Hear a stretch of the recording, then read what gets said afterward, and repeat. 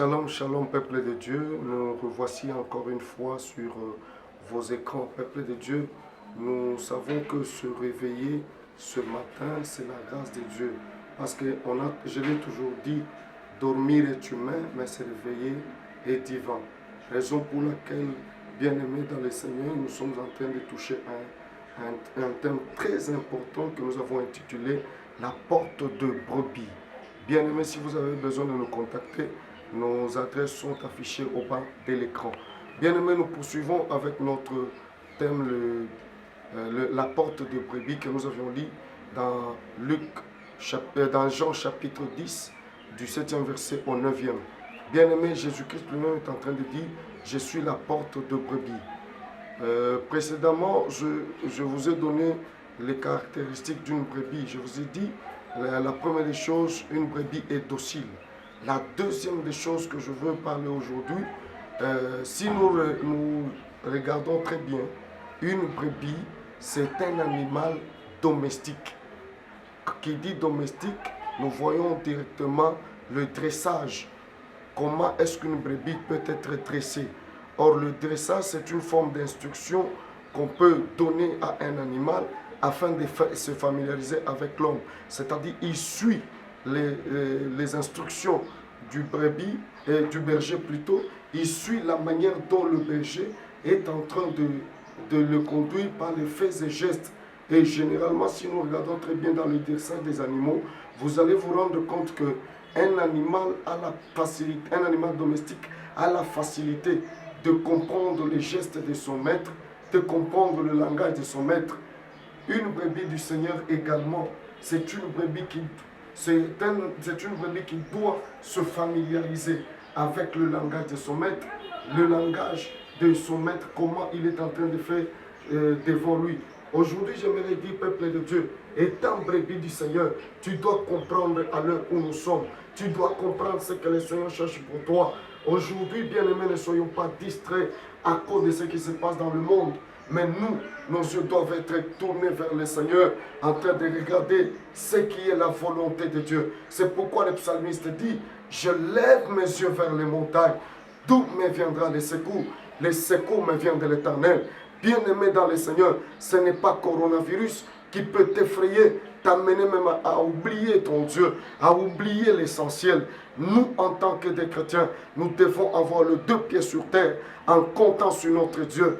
Je dis à tout enfant de Dieu, est-ce que Dieu avait prévu ta mort par coronavirus ou bien Dieu avait préparé ton plan autrement? Parce que lui-même a dit, je connais le projet que j'ai formé sur vous, non pas des projets de malheur, mais afin de vous donner un avenir meilleur, des bons projets pour la vie. Peuple de Dieu, toi qui as l'occasion de me suivre sur ta télévision, sur ta tablette, j'aimerais te dire une chose, l'Éternel ne t'abandonnera pas. Il est avec toi, il a un bon projet. Pendant ce temps que nous sommes en train de parler, sur d'autres cieux, il y a des gens qui sont en train de mourir tous les jours. Mais toi et moi, nous sommes en vie. Ce n'est pas la grâce de Dieu. Suivons les instructions du Seigneur pendant ce moment. Que ta foi ne soit pas détruite. Que ta foi reste inébranlable.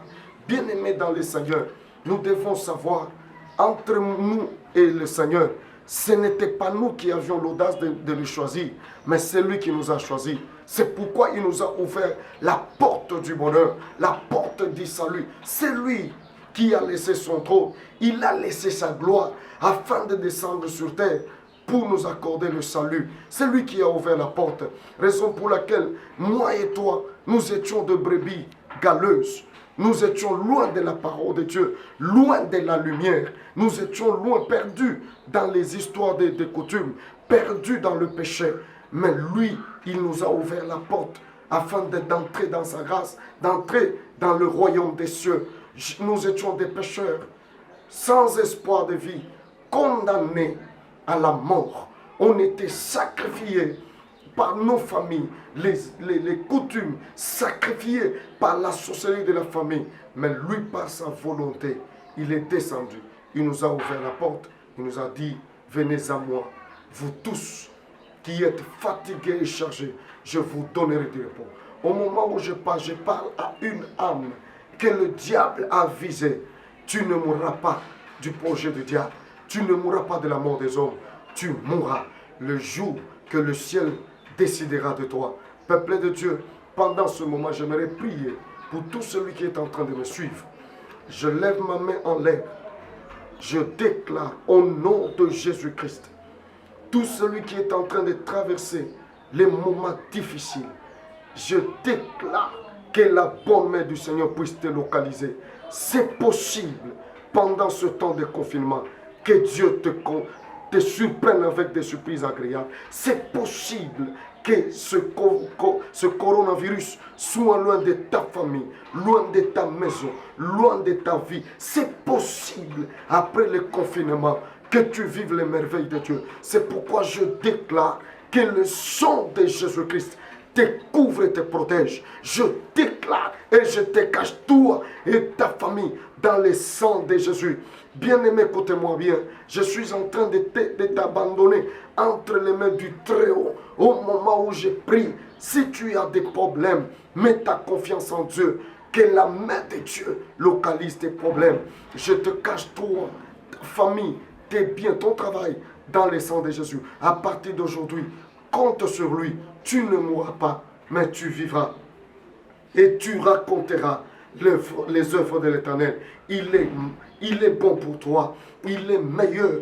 Il n'y a pas de Père sur terre qui est capable de nous protéger. Merci Seigneur. Cher Saint-Esprit, prends le contrôle de tous mes enfants de l'église Temple de Victoire, la paroisse d'Ingiri. Protège-les. Qu'aucun ne puisse pas perdre sa vie.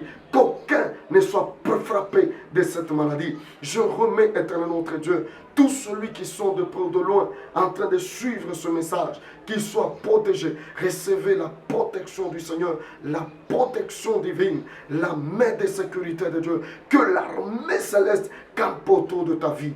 Merci Seigneur. Je recommande ton peuple entre tes mains. Bénis leur vie, soutiens-le au nom de Jésus-Christ. Vous avez besoin de nous. Nous disons Amen au Seigneur.